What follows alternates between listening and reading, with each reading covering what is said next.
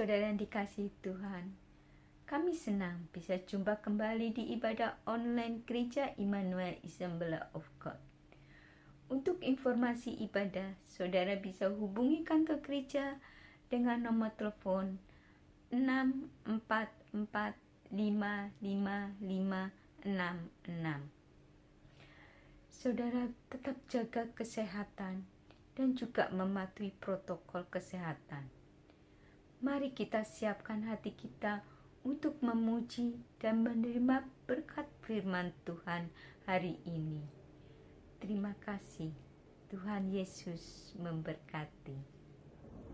Shalom teman-teman, yuk ikut memuji Tuhan.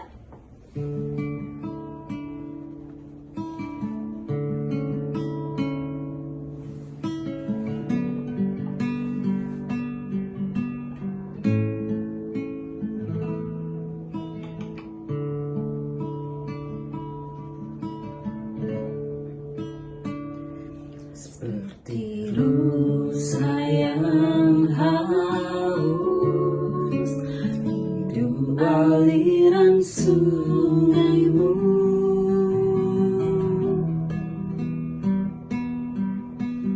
Hatiku tak tahan menunggumu.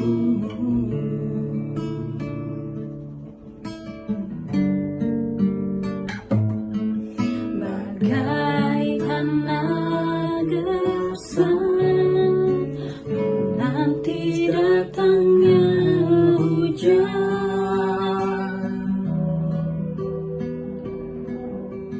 begitupun jiwaku, Tuhan.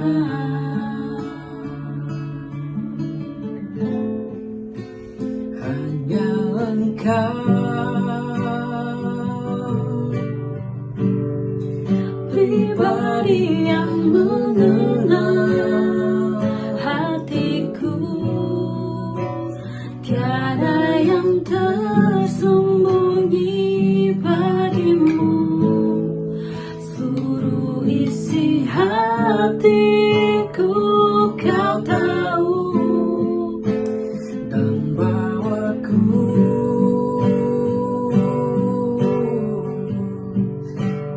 lebih dekat lagi padamu, tinggal dalam indahnya dekapan kasih-Mu.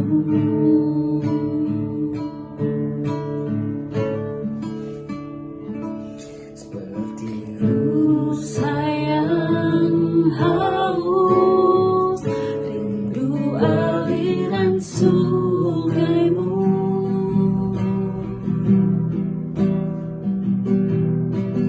Hatiku tak tahan menunggumu.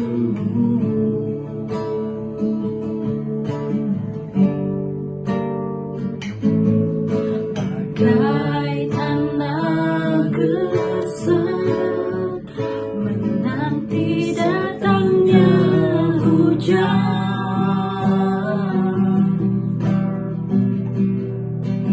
begitupun jiwaku, Tuhan.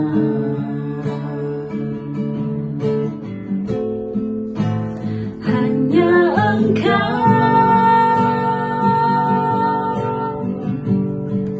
pribadi yang mengenal hatiku, tiada yang tersembunyi bagimu. Seluruh isi hatiku Kau tahu, dan bawaku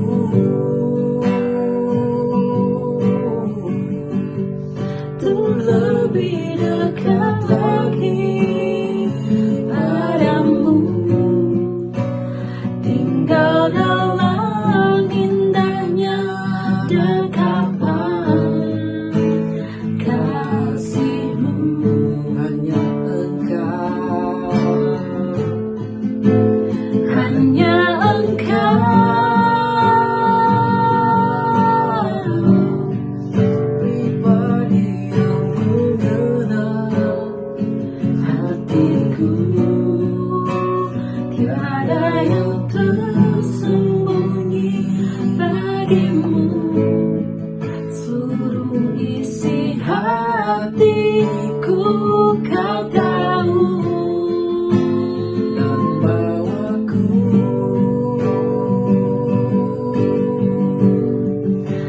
lebih dekat lagi padamu. Tinggal dalam indahnya kapan tinggal dalam indahnya Kapan kasihmu.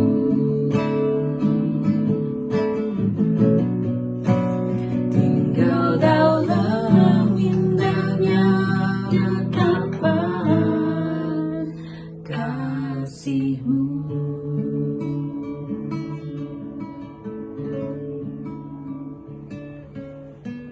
Terima kasih. Shalom, saudara-saudara, puji Tuhan. Kita boleh bersama-sama mempelajari dan mendengarkan firman Tuhan. Sekali lagi, biarlah kita boleh diberkati. Sebelum saya menyampaikan firman Tuhan, saya ingin menyampaikan pengumuman bahwa kami akan memulai kembali ibadah onsite minggu depan. Pada bulan Juli, minggu pertama yaitu tanggal 4. Dan kami akan mengadakan ibadah onsite di 165 Upper East Coast Road, Immanuel Assembly of God, jam 1.30 siang di lantai 3 Praise Hall. Dan kami akan mengadakan perjamuan kudus dalam ibadah ini. Itu pengumuman yang saya mau sampaikan. Baik, kami akan bersama-sama mendengarkan firman Tuhan. Saya akan berdoa. Bapa, Engkau pimpin kami, Engkau tolong kami supaya kami boleh mendengarkan firman-Mu, dan setiap firman-Mu yang kami dengarkan, Tuhan, boleh menjadi benih yang hidup di tanah hati kami yang subur. Dan firman-Mu menjadi benih jatuh di tanah yang subur, hidup, tumbuh dan berbuah berkali lipat. Terima kasih, dalam nama Yesus kami berdoa. Amin. Saudara, kami akan belajar tentang bagaimana setelah orang Israel keluar dari Mesir, menyeberang laut Teberau, memuji Tuhan, memuliakan Tuhan dengan penuh kemenangan. Dan saat ini mereka terus berjalan menuju ke Gunung Sinai, Gunung Allah, di mana Musa berjumpa dengan Allah, dan Allah mau Musa memimpin umat Israel untuk bertemu dengan Allah di gunung tersebut. Baik saudara, kita akan mempelajari perjalanan ini. Ada 4 nama-nama tempat yang disebutkan di dalam kitab Keluaran, sekalipun sebenarnya ada perhentian-perhentian yang lain, tetapi di dalam 4 tempat ini kita mempelajari hal-hal apa yang terjadi pada saat mereka berada di tempat tersebut. Yang pertama adalah di Mara, dan juga disebutkan Mara dan Elim sebenarnya dari kitab Keluaran pasal 15. Dimulai dari ayat 22 dan seterusnya. Nah, apa yang kita pelajari di dalam bagian ini, mereka setelah mereka keluar dari laut Teberau dengan penuh kemenangan dan penuh sukacita, mereka harus berjalan selama 3 hari di padang gurun Shur, dan sampai mereka di satu tempat di mana mereka dalam keadaan yang begitu haus. Mereka di satu tempat itu yang bernama Mara, ya. Dan di Mara itulah dikatakan mereka mendapatkan air, dan mereka tentunya senang sekali waktu dalam keadaannya sangat letih mereka melihat adanya air di situ. Tetapi sangat disayangkan air yang ada di Mara itu pahit dan mungkin juga beracun, ya, dan mereka tidak bisa minum. Mereka bersungut-sungut. Dan singkat dalam cerita ini, Tuhan menyuruh Musa untuk melemparkan sepotong kayu ke dalam air itu, dan kemudian air itu dikatakan menjadi manis. Dan setelah itu mereka minum, mereka sangat bersuka cita, dan juga disitulah Tuhan memberikan peraturan-peraturan dan juga janji pemeliharaan Tuhan. Nah saudara, kita melihat di dalam ayatnya yang ke-25b dari Keluaran 15 ini dan ayat 26 dikatakan demikian. Di sanalah diberikan Tuhan ketetapan-ketetapan dan peraturan-peraturan kepada mereka, dan di sanalah Tuhan mencoba mereka. Firman-Nya, jika kamu sungguh-sungguh mendengarkan suara Tuhan Allahmu dan melakukan apa yang benar di matanya, dan memasang telingamu kepada perintah-perintahnya dan tetap mengikuti segala ketetapannya, maka aku tidak akan menimpakan kepadamu penyakit manapun yang telah kutimpakan kepada orang Mesir, sebab aku Tuhanlah yang menyembuhkan engkau. Tuhan menuntun, Tuhan menyatakan penyertaannya melalui tiang awan dan tiang api. Dan jelas mereka berjalan mengikuti tuntunan Tuhan. Tetapi mereka dituntun melewati padang gurun yang cukup panjang. 3 hari mereka berjalan di padang gurun. Dan mereka mengalami kehausan. Pada waktu mereka mendapatkan air, air itu pahit. Tentunya mereka sangat kesal. Mereka bersungut-sungut. Dan ini merupakan pengalaman yang baru lagi buat mereka. Karena di Mesir sekalipun mereka diperbudak, tetapi air tidak menjadi challenge, ya, tidak menjadi tantangan buat mereka. Dan dalam keadaan seperti inilah mereka merasa bahwa lebih baik seharusnya mereka ada di Mesir saja. Kecenderungan mereka adalah menoleh ke belakang. Melihat bagaimana mereka di Mesir itu sekalipun mereka diperbudak, tetapi setidak-tidaknya ada satu kepastian di mana mereka ada air, ya. Dan pada waktu mereka mengikuti Tuhan, mengikuti arahan Tuhan, mengikuti bimbingan Tuhan, mereka harus melalui padang gurun, mereka harus dalam keadaan di mana mereka tidak ada air minum, sesuatu yang tantangan yang baru yang muncul dalam hidup mereka. Tetapi kita melihat di dalam bagian ini, Tuhan menolong mereka. Tuhan mau mereka mentaati. Tuhan mau mereka percaya kepada Tuhan. Dan di saat mereka mengalami challenge atau tantangan seperti inilah, disitulah Tuhan memberikan peraturan-peraturannya, dikatakan di dalam ayat 25b. Dan Tuhan juga menyertakan, kalau engkau mengikuti apa yang aku perintahkan, maka kita ngelihat bagaimana pemeliharaan Tuhan. Tuhan menginginkan ketaatan mereka. Tuhan menginginkan mereka untuk percaya. Dan setelah itu dikatakan, sesudah itu sampailah mereka ke Elim. Dan ini merupakan tempat penyegaran. Tempat yang sangat luar biasa. Di sana ada 12 mata air dan 70 pohon korma. Lalu berkemahlah mereka di sana di tepi air itu. Ada 2 perbedaan antara Mara dan Elim. Di Mara ada air minum, dan air minum itu pahit rasanya. Dan di Elim ada 12 mata air. Dan ada 70 pohon korma. Saya percaya mereka begitu menikmati. Tetapi kita melihat keadaan yang dapat dipelajari. Mereka lebih mempelajari apa yang ada di Mara. Mereka di Mara mengalami pertolongan Tuhan. Mereka di Mara mengalami, bahkan di situ Tuhan menyatakan dirinya sebagai Jehovah Rafa, Tuhan yang menyembuhkan mereka. Tetapi di Elim mereka menikmati karena keadaan itu sudah ada. Dalam hidup pun begitu saudara. Waktu kita menghadapi tantangan, kita belajar banyak. Kita belajar mengandalkan Tuhan. Kita belajar untuk sungguh-sungguh mentaati atau kita tidak mentaati Tuhan.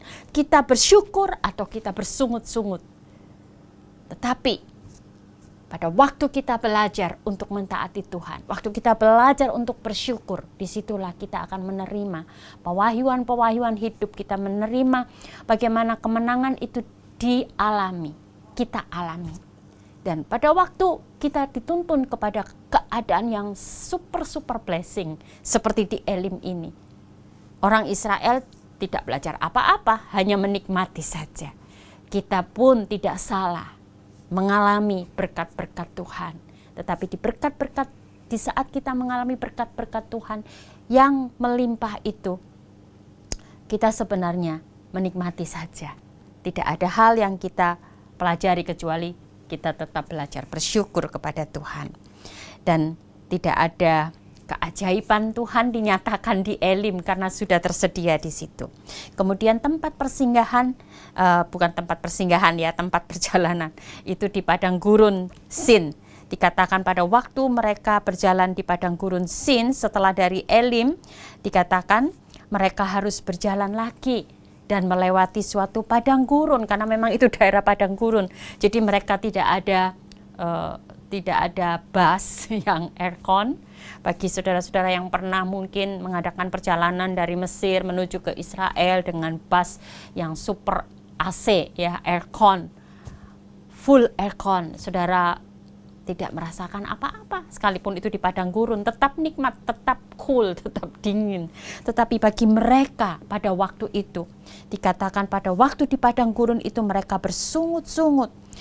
Mereka mulai mengatakan kepada Musa di dalam Keluaran 16 ayat yang ketiga, kalau kami mati tadinya di tanah Mesir oleh tangan Tuhan, ketika kami duduk menghadapi kuali berisi daging dan makan roti sampai kenyang, sebab kamu membawa kami keluar ke padang gurun itu untuk membunuh seluruh jemaah ini dengan kelaparan. Saudara, tadi kehausan, sekarang tidak ada makanan. Persediaan, orang Jawa bilang pontotan ya, sanggup mereka, apa yang menjadi perbekalan mereka itu sudah habis. Dan pada waktu itulah mereka merasakan kelaparan. Tapi kelaparan mereka itu dalam tingkat yang saya percaya belum ada kematian ya. Jadi bukan sampai yang namanya famine, sampai betul-betul mereka itu tidak ada tenaga sama sekali. Dalam saat seperti itu mereka sudah mulai bersungut-sungut kembali. Dan saya percaya saudara bahwa Musa itu diberi kesabaran yang luar biasa. Dan pada saat itulah Musa berdoa, menghadap kepada Tuhan kembali. Dan Tuhan berbicara kepada Musa.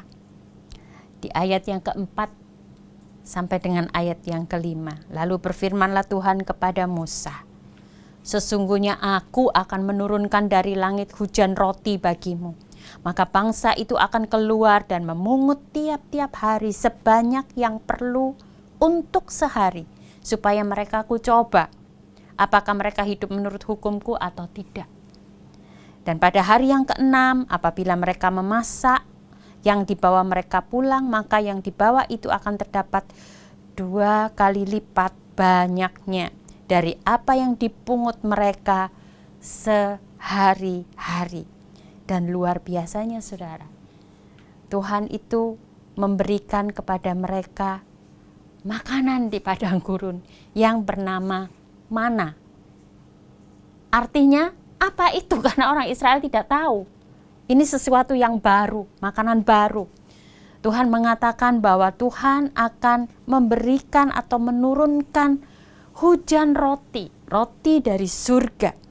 Dan bagi orang Israel, mereka bertanya apa itu yang disebut mana, yang artinya apa itu. Di dalam Bilangan pasal 11 ayat 7 sampai 9 itu merupakan penjelasan tentang apa itu, yaitu mana ya. Dikatakan demikian, adapun mana itu seperti ketumbar dan kelihatannya seperti damar bedolah. Bangsa itu berlari kian kemari untuk memungutnya, lalu menggilingnya dengan batu kilangan atau menumbuknya dalam lumpang. Mereka memasaknya dalam periuk dan membuatnya menjadi roti bundar, rasanya seperti rasa panganan yang digoreng. Dan apabila embun turun tempat berkemahan pada waktu malam, maka turunlah juga mana di situ. Saudara, di dijelaskan tentang mana itu di kitab Bilangan, bahwa itu seperti ketumbar, dan dikatakan mereka menggilingnya dan memasaknya menjadi roti bundar, dan mereka menikmati sesuatu makanan yang baru, tetapi itu akan menjadi makanan mereka selama 40 tahun. Saya tidak akan membicarakannya lebih lagi tentang mana, tetapi yang saya ingin katakan di sini adalah bagaimana Tuhan menyuruh mereka mengumpulkan cukup untuk 1 hari saja. Dan pada waktu mereka mengumpulkan, dikatakan pada pagi hari mereka mengumpulkannya. Dan pada waktu mereka mengumpulkan, dikatakan yang sedikit tidak kekurangan, yang banyak tidak kelebihan. Tuhan mau mereka mengumpulkan hanya untuk 1 hari. Setiap hari mereka tidak boleh menyimpannya, tetapi mereka mencoba Tuhan. Tuhan mencoba mereka, mereka juga mencoba Tuhan. Saudara, Tuhan ingin mereka taat, tetapi mereka juga ingin tahu apa yang terjadi kalau seandainya mereka tidak taat. Nah, saudara, dikatakan pada waktu mereka menyimpannya, maka mana itu busuk dan berulat, dan tentunya itu tidak menyukakan hati Tuhan. Mari kita belajar untuk mentaati Tuhan juga dalam hidup ini. Jangan kita mencoba Tuhan sebagaimana orang Israel pada waktu itu. Dan saudara, kita melihat apa yang mereka pelajari di situ. Mereka mempelajari untuk taat kepada Tuhan. Mereka juga belajar untuk bertanggung jawab, melakukan bagian mereka. Roti itu tidak langsung jatuh kemudian mereka pungut, mereka makan, tapi mereka juga harus memungutnya, mengambilnya setiap pagi, dan mereka mengolahnya, kemudian mereka memakannya. Dan saudara, kita melihat bagaimana Tuhan juga mau mereka betul-betul mentaati, mengumpulkannya seperti apa yang Tuhan perintahkan setiap hari, dan tidak boleh disimpan supaya besok tidak usah bangun menyimpannya untuk besok. Tuhan mau mereka setiap hari untuk mengambilnya. Dan kemudian dikatakan juga di dalam ayat 13, pada waktu petang datanglah berduyun-duyun burung puyuh yang menutupi perkemahan itu, dan pada waktu pagi terletak embun sekeliling perkemahan itu. Jadi pada waktu pagi mereka makan mana. Pada waktu petang dikatakan mereka bisa makan makanan daging, di mana ada burung puyuh yang dikirimkan oleh Tuhan. Karena saya memang akan menjelaskan tentang perjalanan ini di beberapa tempat, saya tidak akan menerangkannya satu persatu dengan lebih detail, tetapi yang saya ingin sempatkan dalam waktu ini yaitu bagaimana pertama kali Tuhan mengajarkan tentang hari Sabat. Di dalam ayat yang ke-26, 29 dan 30 dituliskan demikian. 6 hari lamanya kamu memungutnya, tetapi pada hari yang ke-7 ada Sabat.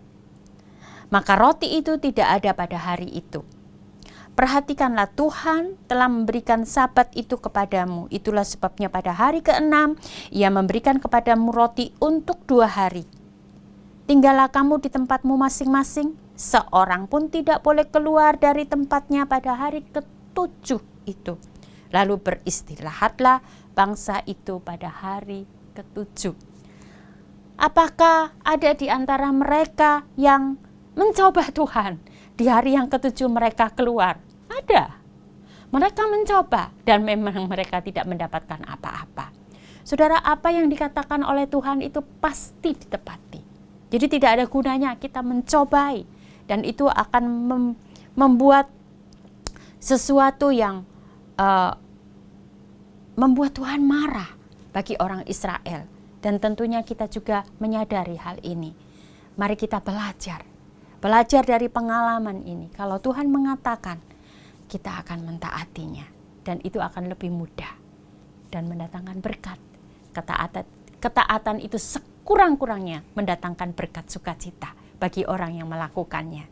Dan saya percaya Tuhan berjanji untuk memberkati setiap orang-orang yang taat. Dan kemudian saudara, bagian yang keempat, yang terakhir, yaitu di Rafidim. Dan juga disebut, tempat itu disebut Masa dan Meriba, karena disitulah orang Israel bertengkar dengan Musa, ya, oleh karena mereka tidak ada air lagi.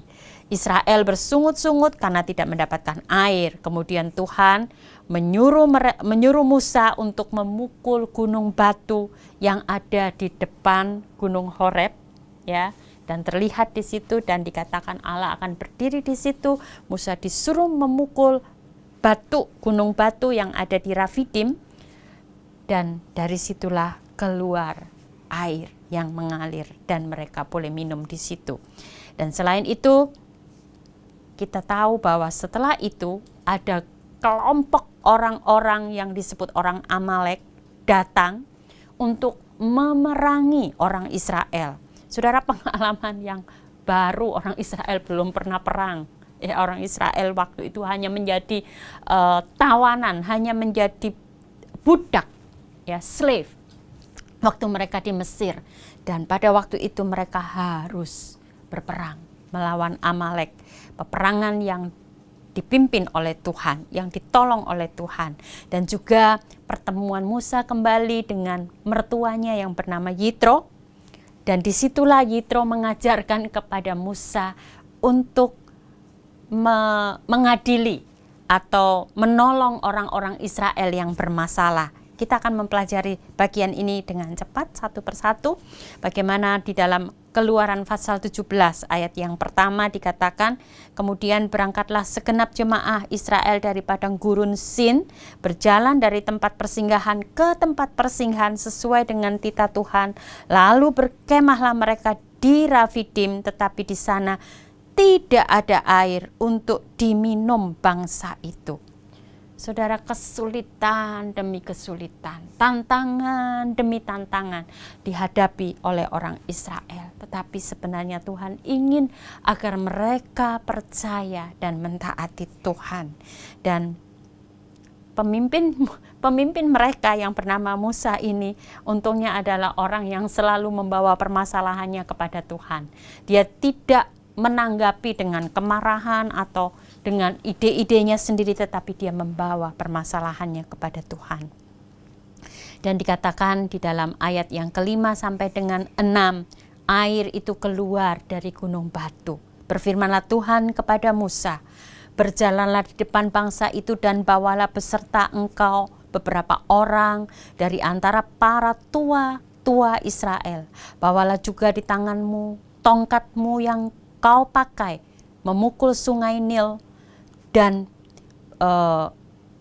pergilah.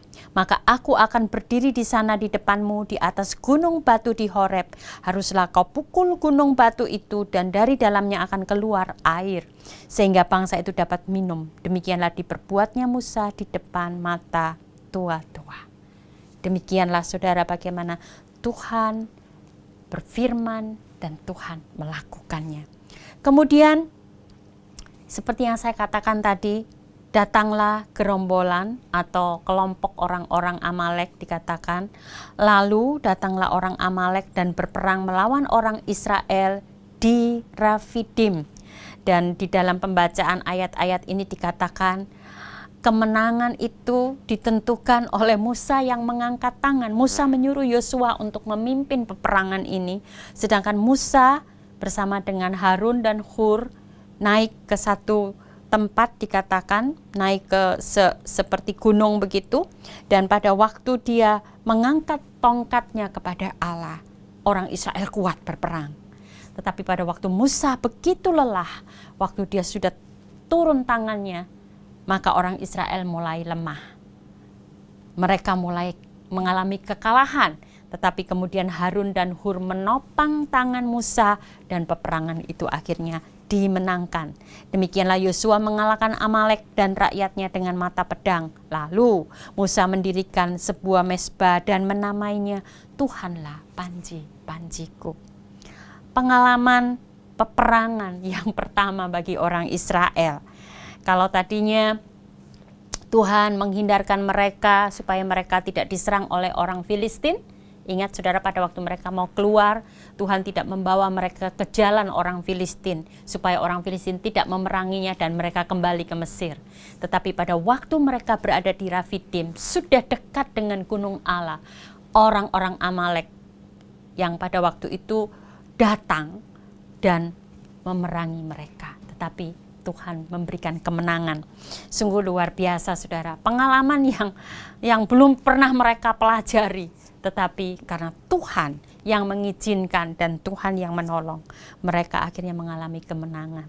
Dan akhirnya sebelum saya akhiri, adanya pertemuan antara Musa dengan Yitro, di mana Yitro itu adalah mertuanya.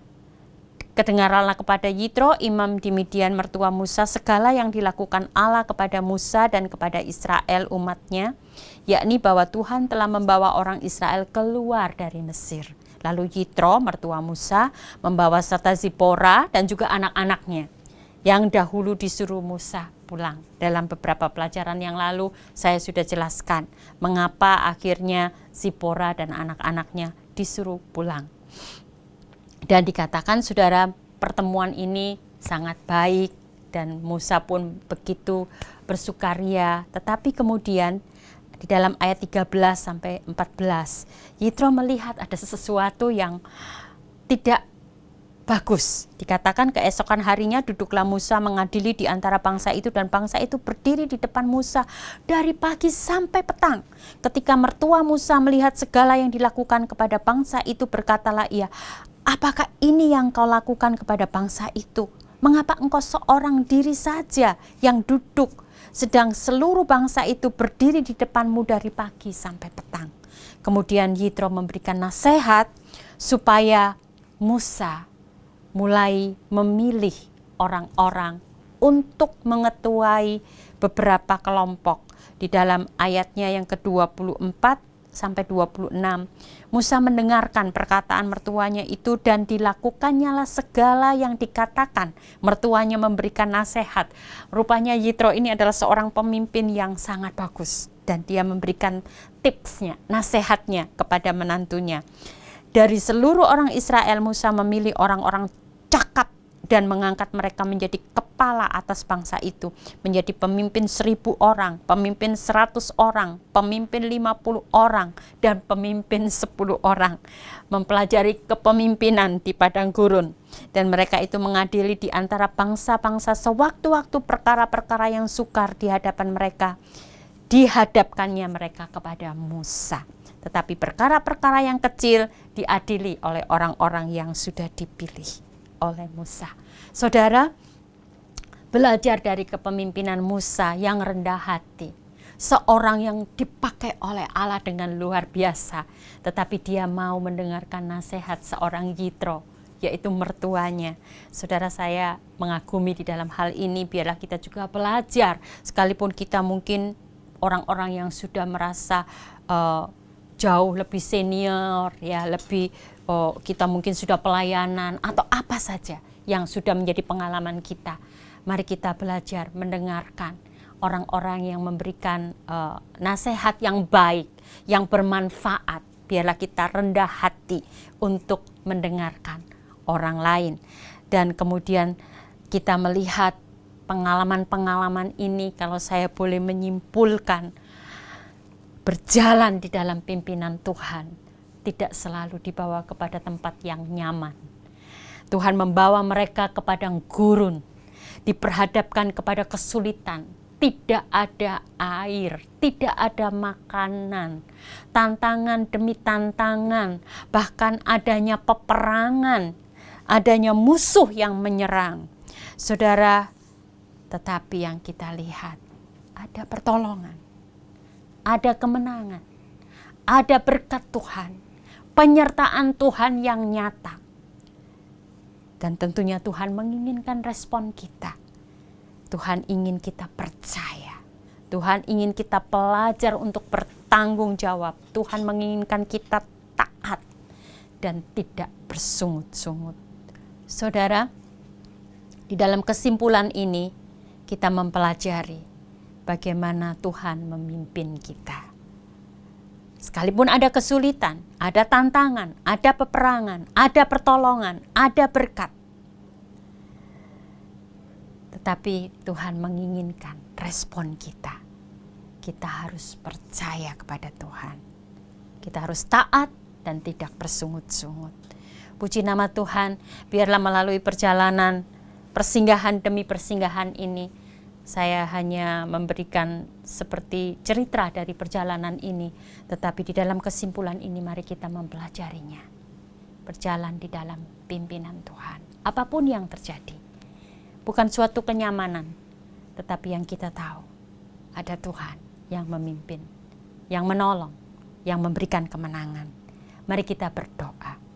Ya Tuhan, adapun Engkau Allah, jalanmu sempurna, janjimu adalah murni. Engkaulah yang menjadi perisai bagi semua orang yang berlindung kepadamu. Sebab siapakah Engkau ya Allah? Siapakah gunung batu kami kecuali Engkau? Engkaulah yang mengikat pinggang kami dengan keperkasaan dan membuat jalan kami rata. Engkaulah yang membuat kaki kami seperti kaki rusa dan membuat kami berdiri di bukit kemenangan. Engkau yang mengajarkan tangan kami untuk berperang, sehingga lengan kami dapat melenturkan busur tembaga. Engkau yang memberikan kepada kami perisai keselamatanmu, tangan kananmu yang menyokong kami, kemurahanmu membuat kami besar. Engkau yang memberikan tempat lapang untuk langkah kami, dan mata kaki kami tidak akan koyak. Terima kasih Tuhan. Situasi yang mungkin dinamakan situasi yang baru bagi kami. New normal dalam masa pandemik ini. Pengalaman tantangan yang baru bagi banyak orang. Kesulitan-kesulitan hidup. Tetapi Tuhan, kami tahu Engkau ada. Bagi setiap kami orang yang percaya, yang taat kepada Engkau, yang mendekat kepadamu, dan mengikuti pimpinanmu senantiasa. Terima kasih Tuhan, dalam nama Yesus kami berdoa. Haleluya. Amin. Terima kasih. Saudara sudah mendengarkan firman Tuhan hari ini. Biarlah firman Tuhan hari ini bisa menjadi berkat bagi kita, juga buat orang-orang yang di sekitar kita, dan kita menjadi lebih dalam mengenal Tuhan Yesus, dan kita menjadi pelaku firman. Persembahan adalah salah satu worship yang bisa kita beri buat Tuhan. Jika kita memberi, kita diberkati. Jika saudara ingin memberi persembahan, saudara bisa scan QR code di bawah ini. Dan saudara ada permohonan doa, saudara juga bisa scan QR code berikut ini. Terima kasih. Tuhan Yesus memberkati.